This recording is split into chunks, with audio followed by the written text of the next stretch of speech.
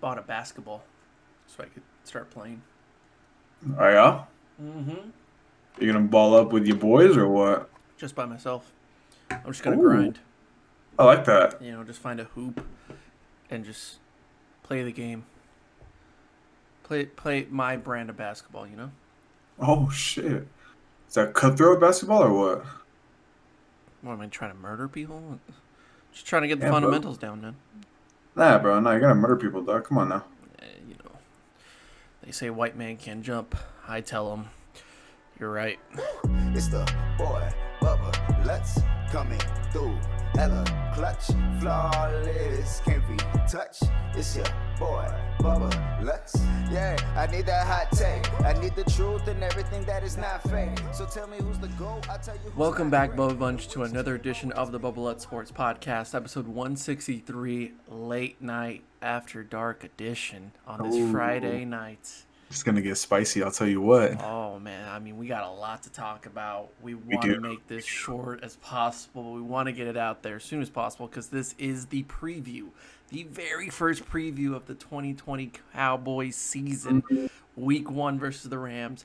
If you've been an OG of the podcast, Kevin's one of them. I'm the host, so I've been there. But last Better be year, there. yeah.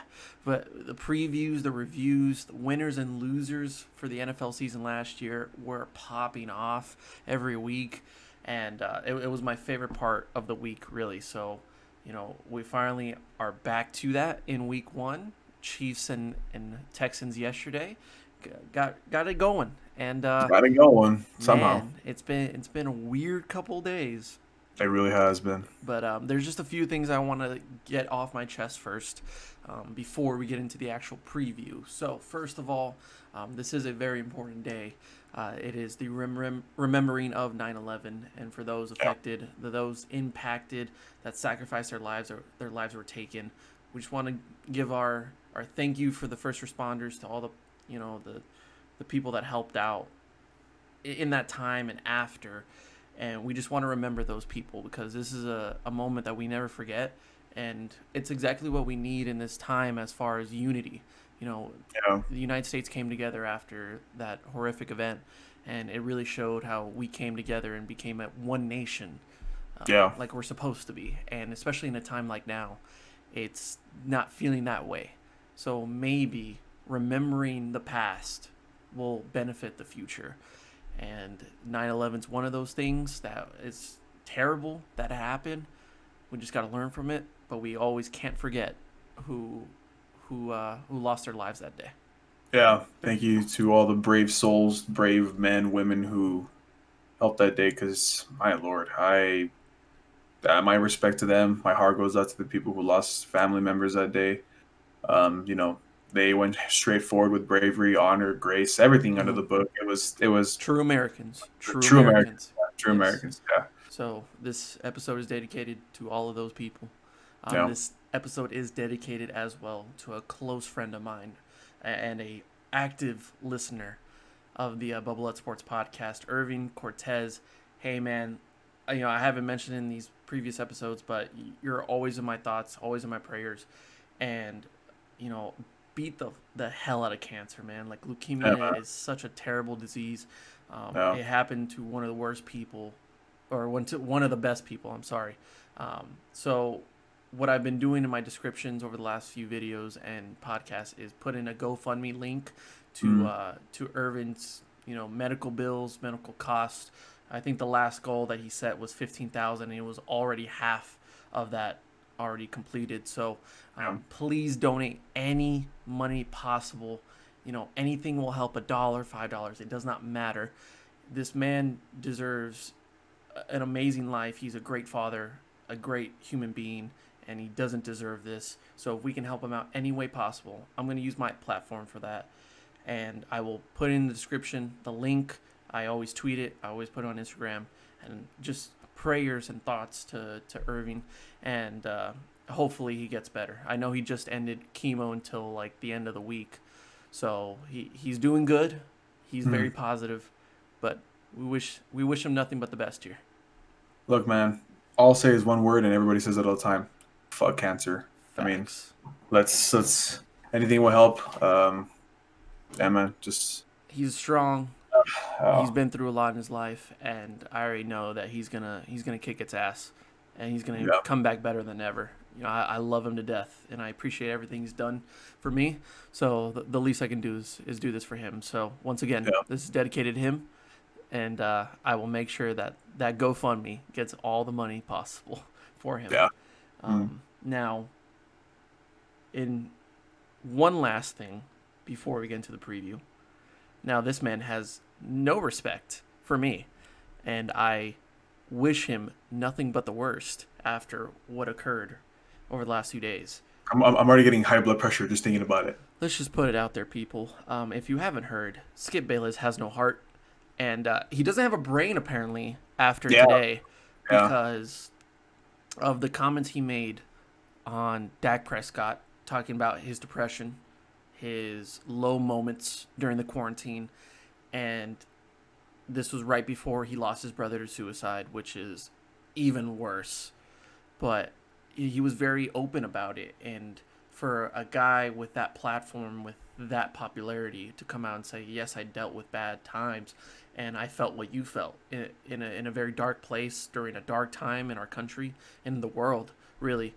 And for Skip Bayless to say, "Well, you're showing weakness if you're the Cowboys quarterback. You can't be doing that if you want to portray yourself as a leader. Everyone's gonna think you're weak, and it's not the position you have to be in. You can deal with that yourself, but to open your mind and express yourself in a really troubling time in this country, especially with mental health, and for him to say, doesn't matter, you shouldn't be public about that." But not only that, this is where I mentioned that he doesn't have a brain either, is the next day where he's supposed to apologize after getting completely crapped on by everyone, rightfully so. Hashtag skip jobless, please. I'm on that bandwagon because this man said, "Look, I told you, I'm not the person to ask or answer this question, and nor am I the person to really look for a good way to answer this as well. But I wasn't going after him being depressed about his brother. I'm only going after the fact that he was depressed during COVID. And if you don't seem to understand that, then that's fine. But that's my stance on it." Never apologized. Never actually apologized. He said, "You took it the wrong way. I was talking about this." So he's basically saying, "Oh, depression's fine. And it's good to talk about it if it's actually serious, like your brother dying. But if you're depressed about like a pandemic going around the world, oh no no no no no no, like no, that's not the right thing to do." And so yeah, thoughts, Kevin? So when I found out about this, I texted you right away, and the first thing I said was, "There is no way that a man has such little brain capacity to cognitively think about how someone going through depression because their brother committed suicide, and he has the audacity to say, because you went through depression, that weakens your leadership skills." Mm-hmm. That gives you a bad I, rep, I according want to Skip I want Bayless. you to replay that sentence I just said again, just to see if the next time I say it, it clicks in your mind the way how Skip Bayless said it. Right. Because, dude, I don't understand. I don't understand where this guy is coming from. You cannot sit there and say that, dude, it's his brother. Get off of his back. First of all, that's extremely disrespectful that you're even putting his brother, his dead brother, rest in peace, in the same conversation as weakness for leadership. How dare you? What the hell is wrong with you? Second of all, dude, who the hell are you to say that someone is weak for battling depression over a dead relative? Skip Bayless, you're an actual clown, dude. It's you're an actual clown. I hope you get fired. Um, Shannon Sharp, take over the show. You're a one man show in itself. I love you, but dude, what a joke. I was at a loss for words hearing that clip yesterday. I couldn't believe it. Okay, so I'm just gonna make a few brief points. Well, maybe a few, but there's a lot of things that are wrong about this. Now, I'm not defending him at all. He did say prior to the comments that he wasn't that Dak's depression that he came out and expressed to the public in an interview was about COVID, was about the quarantine. It was not actually about his brother's death. That was after, that was right around the draft time. So it was like right after quarantine. And Dak was very strong about that. Like, yes, it was about the quarantine. It was about COVID. I couldn't work out, or I really didn't want to work out. It was just hard to get out of bed. And I get that. I get where Skip is saying, oh, well, like, you guys misunderstood. Like, I wasn't talking about his brother's suicide, and that's why I made him depressed. Nonetheless, though, look, depression is depression. Yeah. No matter what's the case. Personally, I dealt with, like, dark days and dark times, like, during the quarantine myself. So I completely understand where Dak's coming from.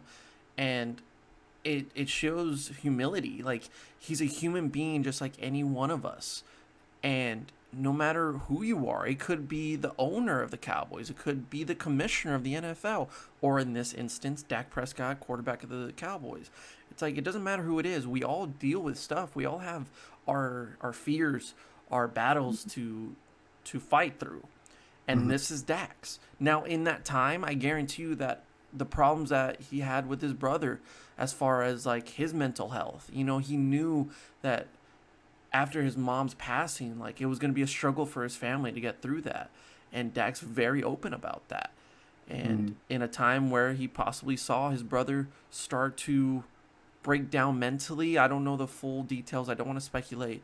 But I guarantee it was a hard time for the Prescott family in those times. So you take Dak's depression during quarantine. He was probably worrying about his brother, which made it even worse. And, of course, like, the suicide made it so much worse for Dak Prescott. And yet this man is still fighting every one of those, like, dark days. And he has the strength to come out and say, it's okay to not have good days. It's okay to be sad.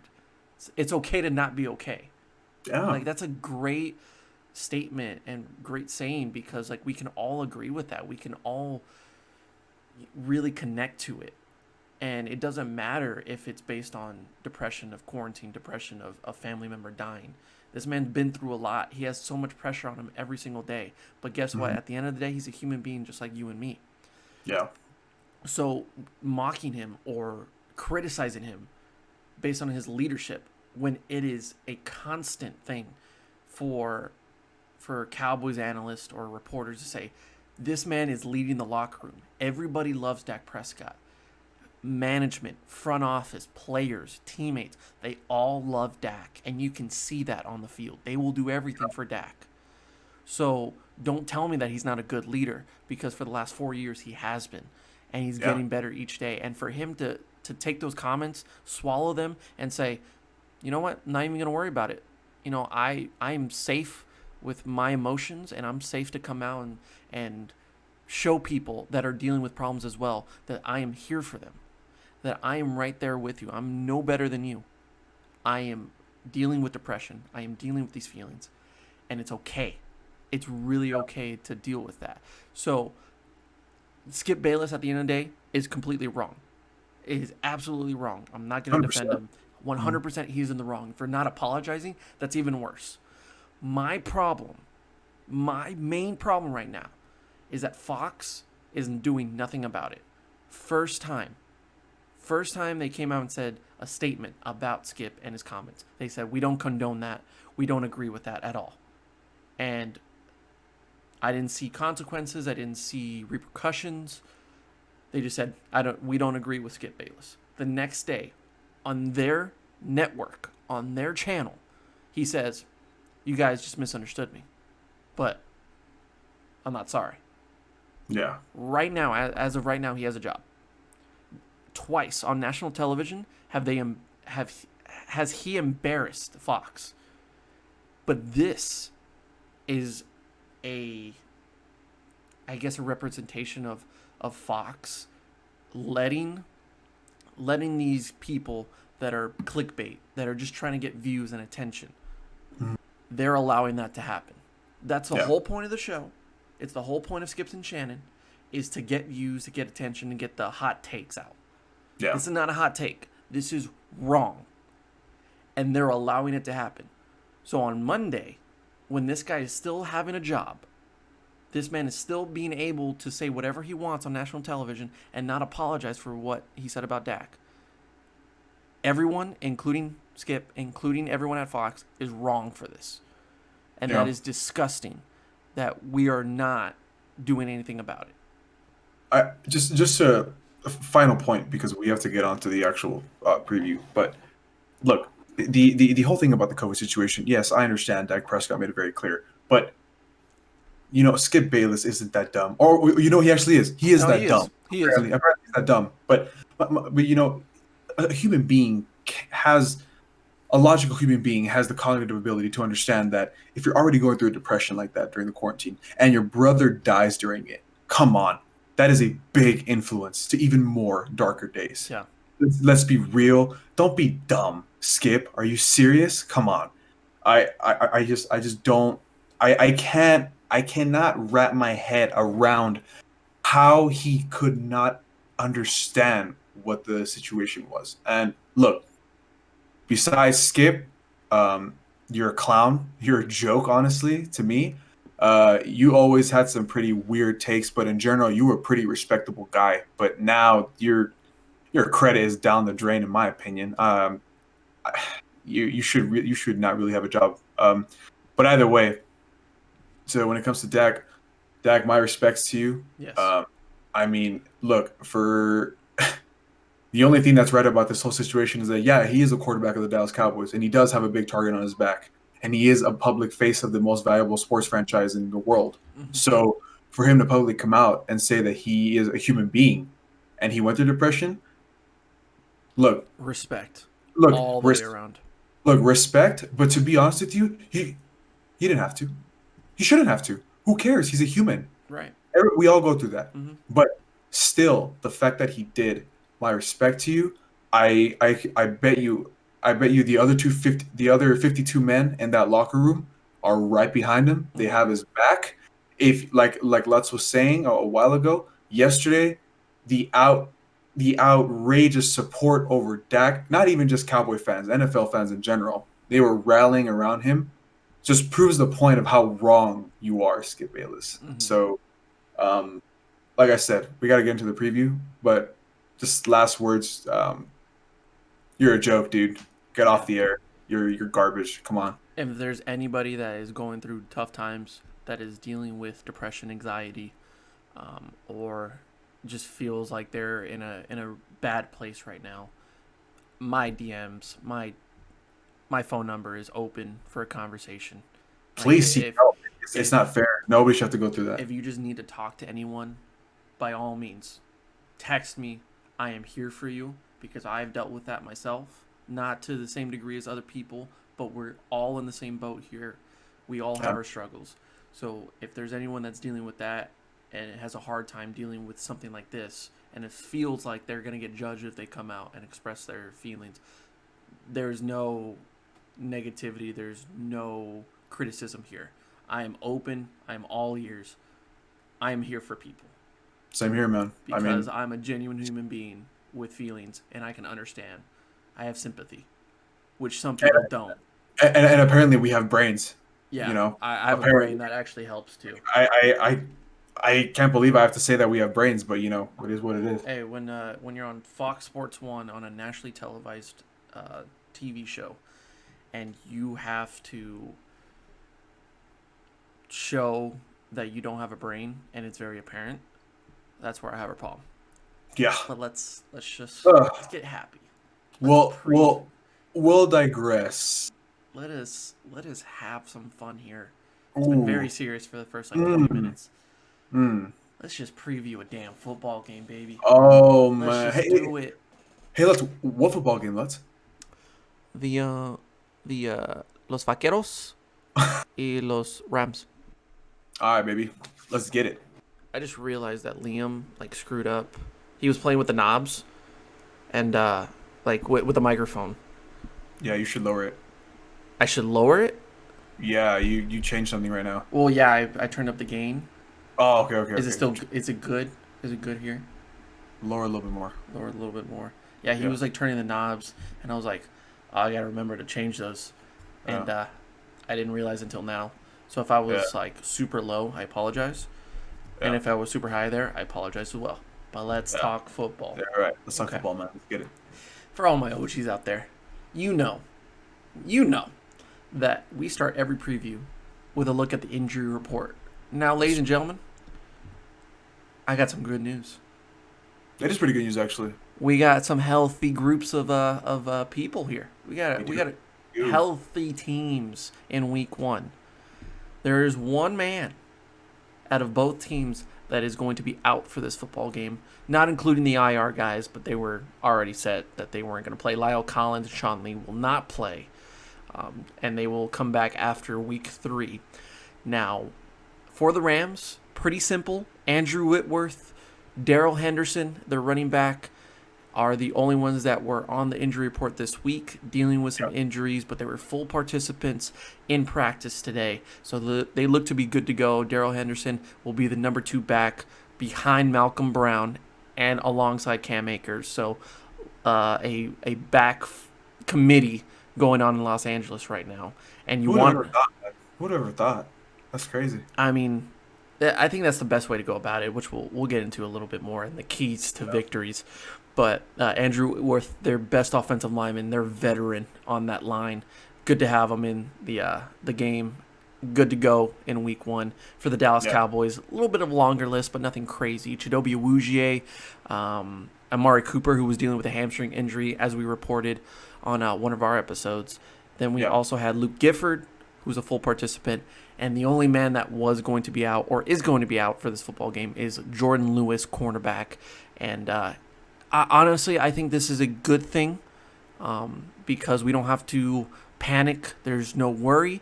Daryl Worley was very impressive in camp. He was. He was winning the job as far as a slot cornerback, and I think this injury just kind of showed, like, all right, let's see what Worley does. He's been really good with the third team, so now he comes in as a slot guy. I think he's going to be very important in this football game. But Jordan Lewis out for week 1. It's tough because he's one of our favorites from the both of us. But Yeah. I think having one guy in week 1 out, and then we only have a short period of time to where Lyle and Sean will come back in week 4. It's looking good for the Cowboys after a pretty shaky injury list in those early training camp days. Yeah. Yeah. I think the best part about it is, besides these defensive players that are being able to stay into the game, uh, look, Amari, I think Amari's the only question mark just because he will play, but what is him playing? Will he be a decoy or will he be the Amari that we know? Is he gonna be 2019 Patriots game Amari where he was just a decoy out there or whatever? Or is he gonna be, like Amari versus the Eagles that he likes to just tear up all the time? So we'll see. I'm hoping it's the Eagles, obviously, but if not, maybe just limit his count. Let the other boys come out, play some ball, because Mari's a big asset. But we'll see. We'll see what happens. I'm not the hugest fan on that contract that he signed. I know you said it multiple times already. Yeah. And if I'm not hating on Amari. I'm not saying I don't like him with the Cowboys. I think he's a great wide receiver. His route running ability is probably the top 2, top 3 in the league. He's an elite receiver. I can give you that. But how many times have we seen a guy that has so much talent, so much athleticism, and he can't use it because of his injuries? Like, these injuries are a problem. And when we got the report where he's been dealing with a hamstring injury, and he's just going through camp with it. Excuse me. It was kind of like, there it is again. Old news, but different day. Oh, we're just back to normal. It's 2019 all over again, and then we have to look at the other receivers to really benefit off of Amari Cooper. It doesn't look as serious as we thought. He was a full participant, so he looks good to go for Sunday night. and we'll see. But as we get into what we want to see on Sunday night, before we get into the keys of victory and the prediction, I want to talk about like what we want to see on Sunday night, and what's the curiosity really, because the wide receivers are a big thing. I'm not really worried about Amari Cooper. If he is healthy, then he's going to ball out. But I am very intrigued by some of these other parts of this offense that we may not think like, oh, those are the top guys, those are top targets. Like I'm more interested in seeing what CeeDee Lamb does in this Kellen Moore offense. I want to see Blake Jarwin and Blake Bell, come together, and are they going to use them more in running sets, or are they going to let them, show off their athleticism, their agility, and get them down the seam in the slot, and really take advantage of this Rams really weakened linebacker core. Is there anything that really stands out to you, either on defense or offense, that you're interested in seeing on Sunday? I think for sure, for me specifically, and the number one thing that we've been talking about is I'm really, really interested to see how our secondary plays. Look, we know the Rams don't have the absolute stud wide receivers, like the most stud wide receivers in the NFL. However, Robert Woods and Cooper Kupp are some bad men. Not elite bad men, but they're bad men. So, Trevon Diggs is cornerback number 1, so he's more likely going to be against Robert Woods.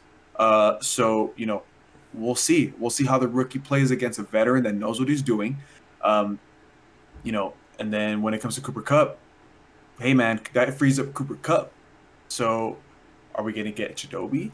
Are we going to get Anthony Brown? What are they going to decide to do?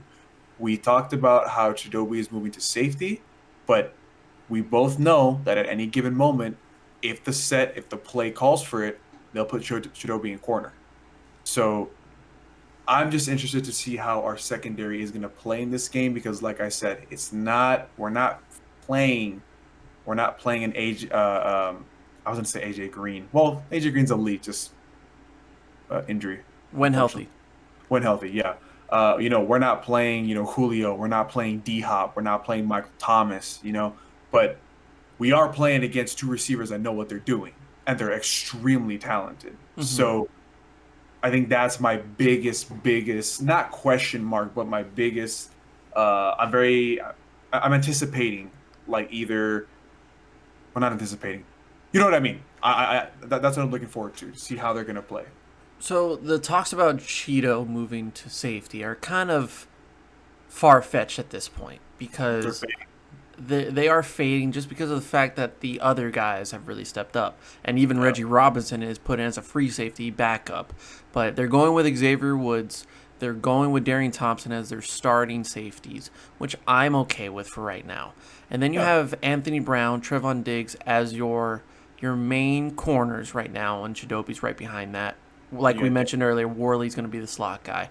So I'm thinking like, okay, and as you mentioned, like it's not elite guys that they're going against this week. And I think the Rams are actually a good, kind of experiment for the Cowboys, and I'm not discrediting the Rams at all. But we need to see what the Rams are finding their identity in.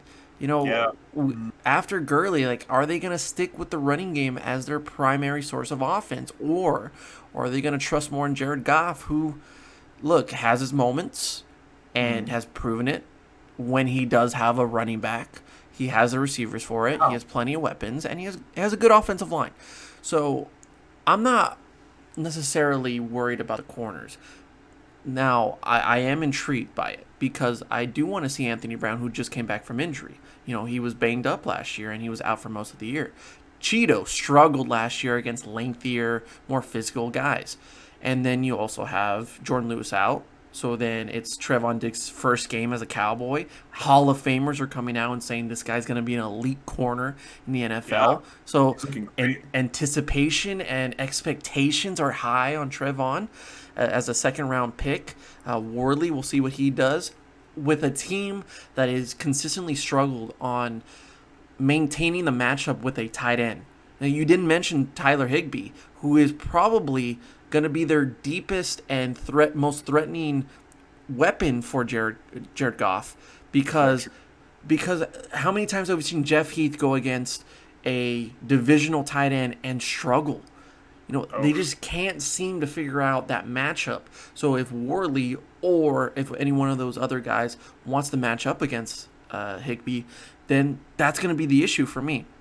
I think this actually benefits the corners this week because they're going against faster guys, not physical guys, and that's their strength. Cheeto, Anthony, Trevon, they are speedy corners. They're smaller, but they can get away with that because of their speed. So this actually benefits them with Cooper and Robert Woods, who are more speedy guys, especially because they're just smaller. They get lower center of gravity. So I like these matchups a lot with the defensive backs. Now, what I really think is going to be the main factor on defense, because I don't expect the corners or the secondary at all to really say, we're here, this is an elite group, because they might not have to do much this week. Ooh, they will not. With that defensive front that's healthy, that's ready to go, wants to bring that hot boys mentality back to this defense. We're seeing Lawrence, Griffin, Dontari Poe, Tristan Hill, Alden Smith. These guys have a lot to prove after last year, and some of the guys that are just coming in, like, they're excited. They're ready to go. They're fired up. Especially Alden Smith. I want to see him in action. Oh, big time, man. Yeah. Against a good offensive line, not great, and a Jared Goff who struggles under pressure. And if he can't get that rhythm going early, they have to rely on that running back, set. And last year we saw it. And I'm not really focusing on last year's matchup with the Rams being like an equivalent to what's going to happen on Sunday, because I really thought that was a fluke game.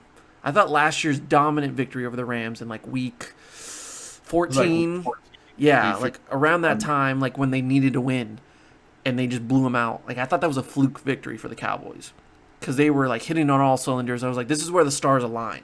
But this year, this matchup, it's not going to be where the stars align and everything is going to be great. This is their first game of the season. This is their preseason. We saw it with the Chiefs and the Texans. Like, that first quarter, like, they needed to kind of get the rust off. They needed kind of that period of time to settle in. You're going to see that on Sunday. It's just a matter of, like, how like, what's the right word for it? Kind of present the defensive front is going to be. Like, are they going to show up from the very beginning and bring that presence, bring that attention, and pressure Jared Goff, or are they going to need some time to get going? Like a diesel engine. Like, they're going to be good when they get it going, but may take some time to really get it going. So for me, I think the biggest thing on that D-line is we know the D-line is going to be great. I still want to see how it is. Just how great, Just how great, and also my eyes, and I think you know where I'm going with this. My eyes are going to be on Tristan Hill because I am personally we said this in the last episode. I'm still not sold on him. I'm not. I remember when he got drafted, I did not like the pick. I did not really. I'm not trying to bash him, but I just didn't understand why we picked him when we could have picked Quan Thornhill. Remember him? Yeah. We could have picked Quan Thornhill, and he's so far been pretty good with the Chiefs. So I don't know. I really want to see. I really want to see him prove me wrong, I guess is what I'm trying to say, because 2018, really bad rookie year in my opinion. The reports that came out that he was sleeping in meetings, that he just wasn't giving it his all. It really wasn't impressing me. I really didn't like the pick, but like you said in the last episode, maybe this coaching staff brought the best out of him. And you know what? Thank God. I'm happy for him. Please prove me wrong. But as of right now, that's who I'm going to be watching the most, because we have proven starters, we have proven veterans on that defensive line that we know are probably going to not ball out, but they're going to make a significant, impact. But he has a lot to prove in my opinion. I'm feeling with this new coaching staff and what they've done with Tristan Hill this offseason as far as getting his attitude right, his character right, and it has shown dividends on the actual football field. It's exactly what we wanted to see, and we never got out of Taco Charlton. Yeah, absolutely. Like, you're just like, oh, just give him some time. Like, just get him right with the coaching staff, just talk him through some things, and then the character will be there, and we'll see it on the football field, and it never transpired. Yeah. If only Jim Tom Sula had Taco Charlton, I think things would be different. But this is now the Tristan Hill project. This is now a guy that has built the character and the attitude correctly for an NFL player, and it's been solid repercussions in training camp. Now, what I'm not worried about is the rotation of guys that they're going to have to use. Because think of how many years we've had in Dallas to where it's up to the starting guys, especially in that defensive front, but most importantly, inside that defensive line, that have to stop the run against a Todd Gurley, against a like C.J. Anderson in that horrific divisional round game, where they just could not stop either of those guys. Now, we talked about it, like, we're surprised that Tristan Hill got the start over Antoine Woods, over Neville Gallimore as well coming out of the draft. But I think this is actually in the favor of the Cowboys, because think about what the Rams have to do to win. And they are going, in my opinion, to rely on Cam Akers, Darrell Henderson, and Malcolm Brown. Malcolm Brown's going to be the most threatening running back out of all of them because of his size, because of his agility for his size. And the Cowboys tend to struggle with that. It's kind of like a C.J. Anderson. So if the Rams are running a no-huddle offense or a very fast offense, then that's when the Cowboys really struggled, because their switches, their subs, it was terrible. Rod Marinelli did the system like that, where he just didn't give guys enough time to rest. And you could run a no-huddle offense against the Cowboys and completely run through the field. So now with the unpredictability, the disguises, it'll be a lot more difficult for them to do that. And even with the second team guys, essentially, with Antoine Woods, veteran, Neville Gallimore, who is going to be a troubling defensive tackle. I mean, freak of nature. So if a tiring offensive guard or tackle has to take care of him, it's not going to be that easy. His athleticism can get him really far. But if he can fit within that system, this rotation of guys on the inside is going to be a problem. So Tristan Hill might get the start, and he might play the majority of the snaps. But my focus is on when those other guys come in. When Antoine Woods, how productive is he? If Neville Gallimore gets on the field, how is he going to look on the field with this no-huddle offense, or when they need to give Tristan Hill a rest? That's where I'm at as far as that defensive front. I think our defense should be fine, especially in this game, just because of what you said earlier. The Rams are trying to figure out who they are again, because, look, in 2017 when they reached the Super Bowl, dude. It was Todd Gurley, because you could not stop him, and that helped with the play action. Jared Goff, Cooper Kupp got it going, Robert Woods got it going. They were a good, solid offense. Plus, they had one of the best offensive lines in the entire NFL. So it helped. Might I add that the first half of the season, Jared Goff was a potential MVP candidate. He was playing out of his mind. Mm-hmm. He was phenomenal. But you started seeing towards the end of the season where he started slowing down because Todd Gurley was getting hurt. His knee problems, which, it's tragic. But this is the season, and I think this is the game where they're going to have to figure out who they are. And I think we could take advantage of that. Yeah. Now, on the other side of the ball, when it comes to the Cowboys, there's one thing. I think we both know what it is.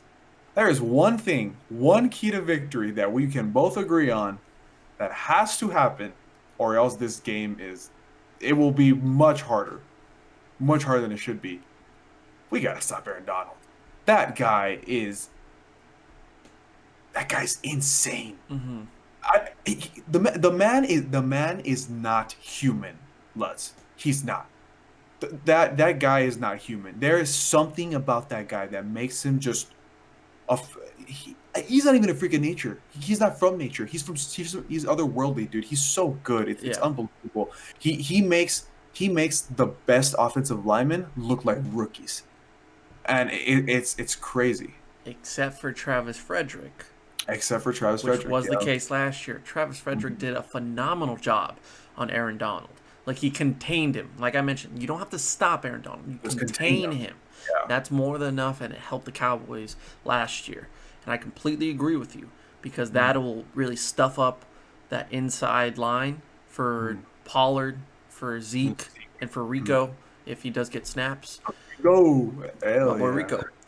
Yeah. Now, what's even better about this year is the fact that there's so many weapons for Dak. Because what I think they're going to do to really contain Aaron Donald, I don't know how Joe Looney's going to do with Aaron Donald. I know he's sufficient. He's a productive center. How does he do against Aaron Donald? That's the toughest test out of any matchup in this game. Every other matchup, like as far as the receivers, the tight end, the offensive line, like the only one that scares me for the Cowboys is Aaron Donald and Joe Looney, Zach Martin. If it's Zach Martin against Aaron Donald, I'm fine with it. But we saw in that game last year that Travis Frederick did take a lot of the snaps against Aaron Donald. So he was up for the task. I don't know if Joe Looney's going to do that. So if they're going to double team Aaron Donald, then there's going to be someone on that defensive line that's going to get through, that's going to have that opportunity to rush Dak. I'm seeing a lot more of these fast-paced, just quick and easy throws for Dak. And guess what? It's going to be one time Amari Cooper. One time it's going to be Michael Gallup. Another time it's going to be CeeDee Lamb. Guess what? Blake Jarwin is going to run up the seam. He's going to be open because their linebackers are struggling. You're going to have Pollard, Zeke, Rico, all these different weapons. You're throwing screens. And this Kellen Moore offense, this Mike McCarthy mindset, and this offense along with him as well, he knows this. Like, he has played against all these great defensive ends in the past with Green Bay. And guess what? Aaron Rodgers did a lot of great things on his, pre-snaps. He did a lot of great things with just getting the ball out quickly. A lot of these quarterbacks are going to that against Aaron Donald and this Rams defense that is weakened for sure. It sticks with Aaron Donald. After that, I'm just going to give you a list of names of departures. And a lot of these are defense. Yeah. And I'm not saying that this is going to be the factor that determines it all. And there's a lot more departures for the Rams. They are weakened. They did lose a lot of money. They don't have a lot of money. Yet they're making it work, and I'm really glad of what Sean McVay has done. But let's just talk about the names that have left on that defense. Marcus Peters, Aqib Talib, Clay Matthews, Dante Fowler, Corey Littleton, Eric Weddle, and then on the offensive side, Brandon Cooks. Like, these are huge names that they acquired to get that window of Super Bowls. And guess what? It just didn't work. But when you have more than 80% of your stars that are now gone from that defense to go alongside Aaron Donald, and even last year with Wade Phillips, they couldn't get it done. Now they don't have Wade Phillips. They don't. Yeah, he's gone. They got a brand new coach, Brandon Staley, who is looking to prove himself as a defensive coordinator. This is going to be too much, too early for Brandon and that defense, because they are weakened, they are young, looking to start fresh with Aaron Donald. But there's too many weapons on that offensive side of the ball for the Cowboys to where you can't contain all of that. No and way. even if Dak doesn't throw for 500 yards, I'm not expecting that. I've straight up said, any time that the Cowboys need a win, I'm saying you don't need Dak to throw for 5 touchdowns and 500 yards. 300 yards, maybe even 250 yards, 2-3 touchdowns. But even then, if you give the ball to Zeke at the 1 yard line, those touchdowns count. He doesn't need to do everything. Yeah. So if you get them on their heels, I honestly could see a no-huddle offense out of the Cowboys. Kellen Moore can run that now. He has options at wide receiver. He has options at tight end.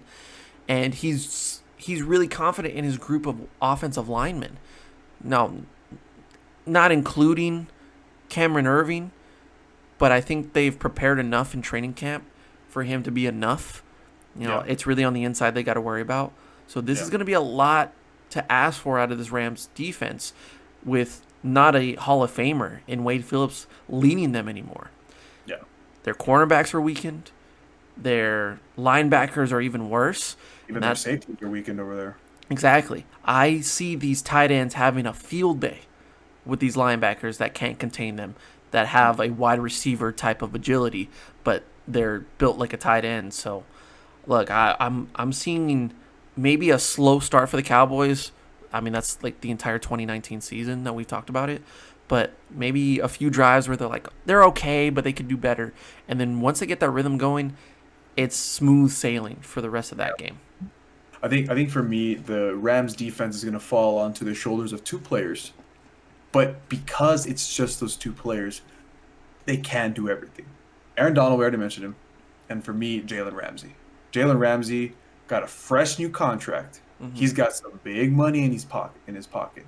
You know, Jalen Ramsey does not strike me as the player to, all right, I got my money. Oh, well, whatever. No. If you guys have seen Hard Knocks, you can tell his competitive drive is insane. So, look, we all know Jalen Ramsey is going to be on Amari Cooper. Mm-hmm. Okay. We all know that Aaron Donald is going to be trying to stuff Zeke. Will he succeed? Yeah, I'm sure he will many times in this game. But Aaron Donald cannot cover Michael Gallup. Jalen Ramsey cannot cover CD, Gallup, and Cooper. Jalen Ramsey can't be in the middle all the time helping Aaron Donald stuff Zeke. I know I'm saying very outlandish scenarios, but you get my point. They can't be everywhere on the field. So, you know, I think Zeke is going to have a pretty good day. I think that Michael Gallup and CeeDee Lamb are going to have good days. I think, if anything, this is the game where CeeDee can have a coming out party because of the situation and the state that the Rams are in right now.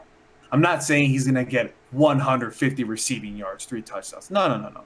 I could see CeeDee maybe approaching the century mark, maybe some 90 yards, maybe a touchdown. Michael Gallup, maybe a 100-yard day. You never know, somewhere around there. I think that this receiving core is going to ball out. Maybe Amari, can fake out Jalen. He has the ability to. We just talked about it. Elite route running. Hopefully, we'll see. But I think my biggest key to the game, and you mentioned it. You know the man who is going to have a coming out party this game? And I'm calling it right now. This is my hot take. I already know it. Yeah. Blake Jarwin will have an extremely good game. Mm-hmm. He is going to just absolutely carve up the Rams defense. You got Jalen covering Amari. You got the slot corners covering, and I'm sorry, this is kind of disrespectful for you to not know their names, but you got the Rams slot corners covering CD and Michael. We just talked about that their safeties are not good anymore. Before the show, we mentioned that Eric Weddle is now gone. He's not there anymore. That leaves Blake Jarwin with the middle of the field that he is just going to be able to just I completely agree.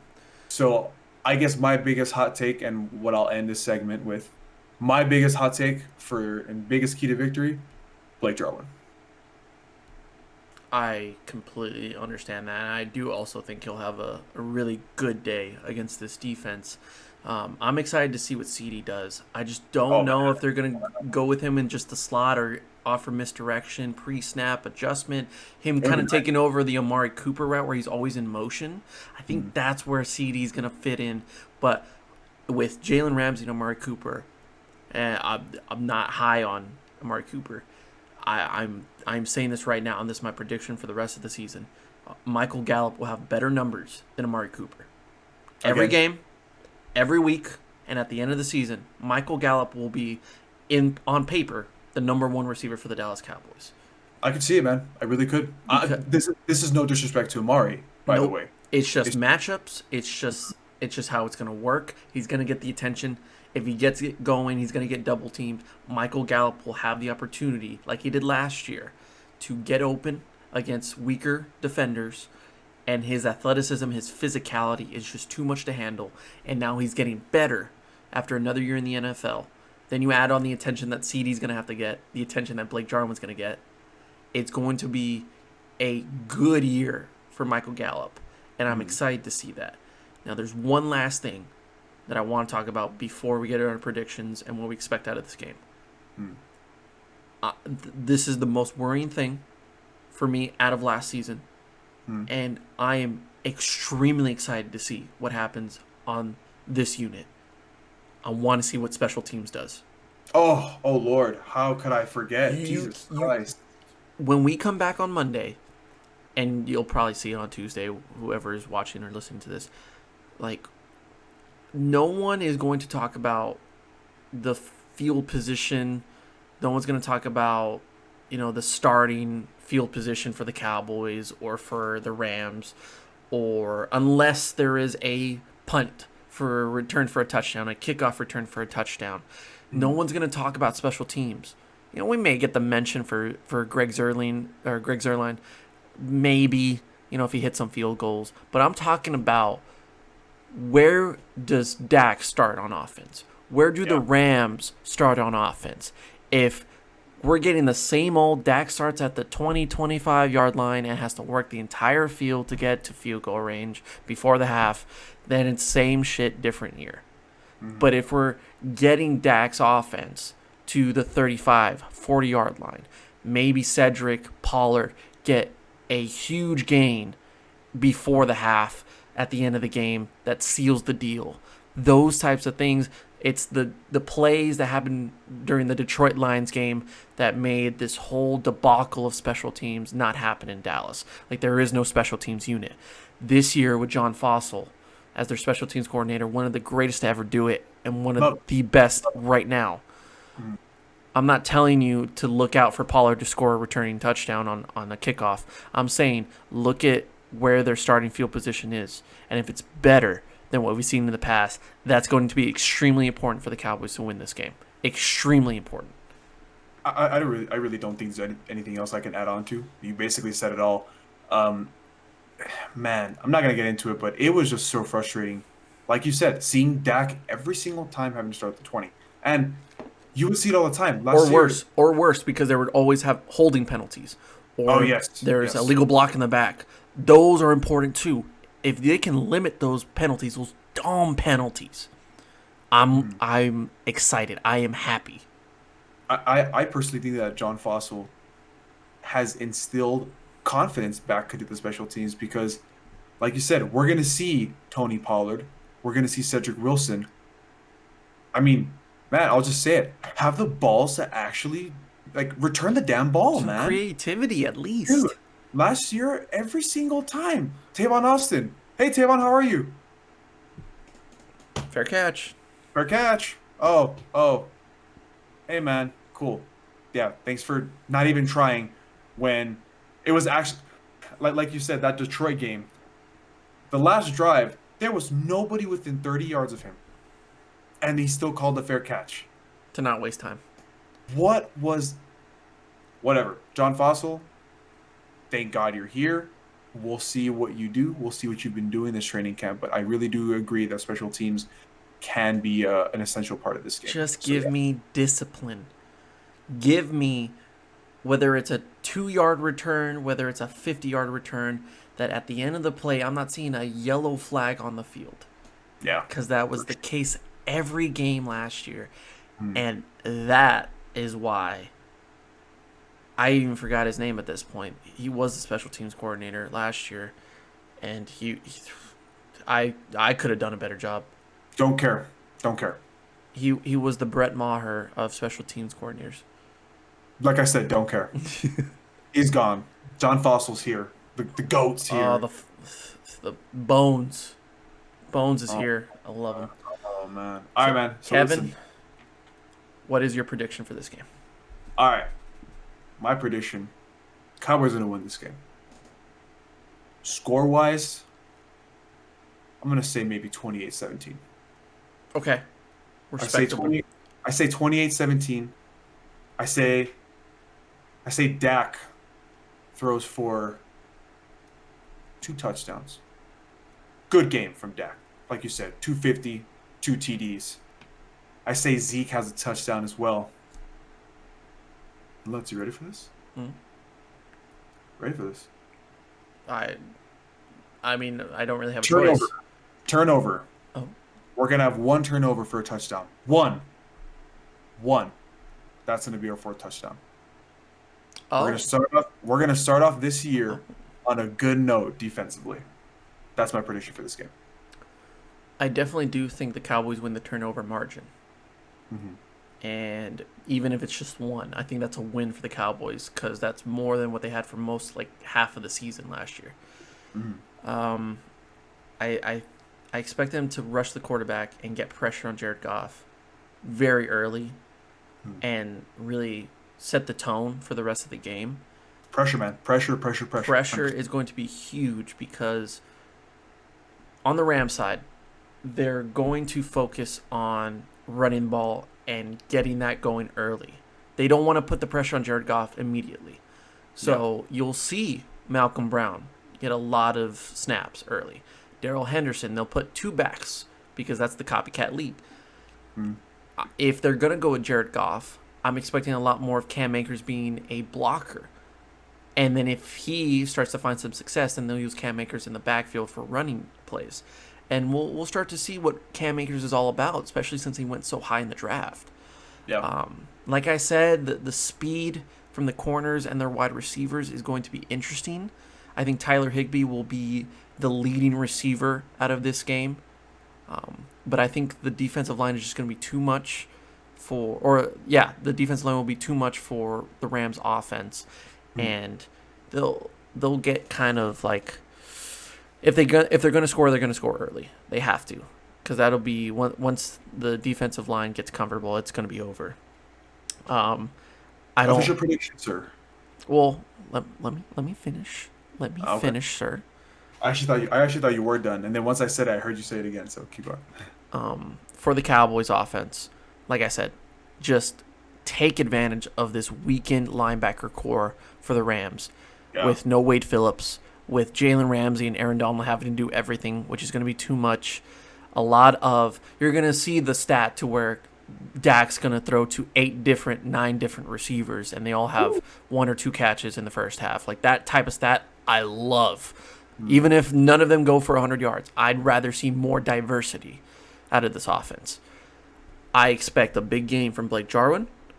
And honestly, for all my haters out there, Tony Pollard is going to have, you know what? I'm just going to throw a hot take out there. He's going to have more yards total than Ezekiel Elliott. I'm expecting. I'm seeing it. I'm seeing the 2 running back set. You want to say that again real quick? Tony Pollard will have more total yards than Ezekiel Elliott. So that's receiving and rushing.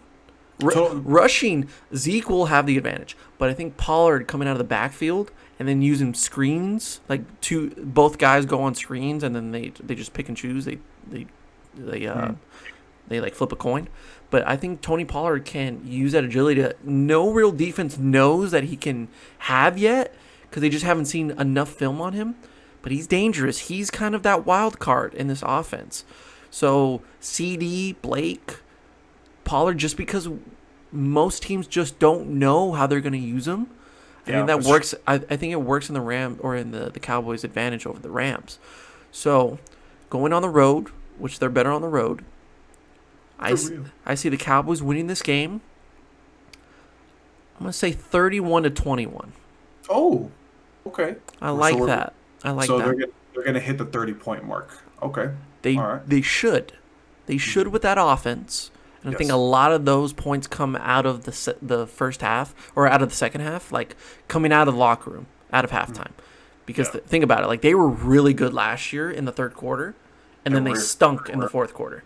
Yeah. So now with an improved offense, an improved offensive coaching staff, a more aggressive mindset with Mike McCarthy, they're going to come out strong in that second half. So if let's just say, if the Cowboys don't win this game, my take is the Rams find their way to win by, the Cowboys give up a lot of points. They give up 30. If they give up 30, they're not winning this football game. Mm-hmm. So if the Rams score more than 30 points, they are not winning this football game because Cowboys just don't win shootouts. They never do. and their running backs go off. Not even Jared Goff. Their running backs go off. Like Cam Akers goes for 100 yards, and he's the third back in the depth chart. Like that's how bad the Cowboys defense has to play to not win this football game. Yeah. But look, it's kind of the preseason game in the regular season. Yeah. So it's going to be rough at the beginning, but I think the Cowboys get it going earlier. And I don't think Sean McVay and company have enough to really, down the stretch, keep up with the Cowboys. Okay, I can see that. Yeah, I mean, I think we both kind of gave the same answer. We have an 11-point, 10-point marginal difference. So, yeah, man. We'll see. I think this game is. I think this game is going to show a lot, especially with what I've been saying this whole entire year. I mean, this whole entire offseason. New coaching staff. There's no excuse. I'm sorry. They're gonna have that hustle. They're gonna have that intensity that we haven't seen in Dallas for a very, very long time. For a decade. Well, okay, fine. For a decade, minus 3 years. I agree with that. Okay, it's 2014 one of those years. 2014, 2016, and partially 2018. I agree. When we original round, but even then, there was still some no. Yeah, it wasn't all there. Yeah, it wasn't especially in that Rams game. Shocker. Yeah, but yeah, for real. But yeah, I think we got through everything right at the hour mark, so that's actually perfect. Wow, I like that. So give us your predictions for the game. Hopefully you listen to this before the game, but it's going to be a late Sunday night game. You know, you're going to hear Chris Collinsworth. Now here's a guy. This Tony Pollard guy is pretty good. I love Chris Collinsworth. You stop the slander right now. No, I like him. Oh, okay. I just like that he says that. Dude, because he says it too much, but enough for me. Now here's a guy named Bubba Lutz. It's like, dude. Now they did take away the Collinsworth slide. Did you notice that on Thursday?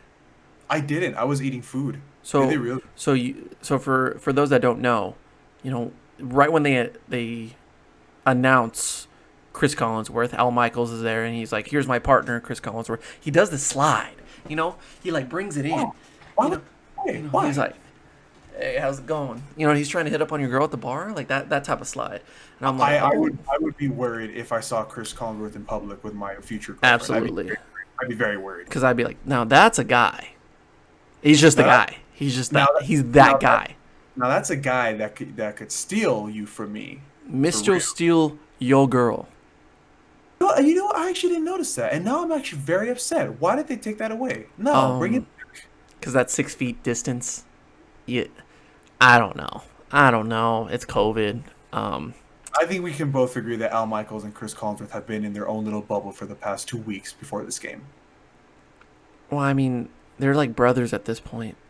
So I feel like they're with each other a lot. Al Michaels is a gem to this world. I love him so much. Absolutely. But hopefully we'll see the slide on Sunday night. But you know, just saying, Tony Romo, best commentator out there. No cap, just saying. 100%. 100. Hopefully we see the slide. And hopefully we see the Cowboys slide their way into the W on Sunday night. Oh my God, this man's got... That was corny as hell, so we're going to end it right there. Thank you so much, guys, for watching and listening to the Cowboys preview for the Rams game in Week 1 of 2020. You're going to get annoyed by the amount of content that we're putting out. So wonderful to hear that. Week 1. I love it. Let's get it. Cowboys preview, Cowboys review, winners and losers. Another video coming out for rankings. That'll be a fun video that we'll do soon. Kevin, thank you very much. Thank you for having me. Once again, GoFundMe for Irving's cancer treatment will be in the link down below. And the Bubba Bunch continues to get strong as we roll into the NFL season. So thank you very much, and we'll see you next time on the Bubba Let's Sports podcast. Yeah, hold on. Tell me who's your top 5 quarterbacks right now, dead or alive, huh? And how much do you care about a ring if the best player got carried by the team? Now would you lose if it been a better draft pick? And do you cuss when your team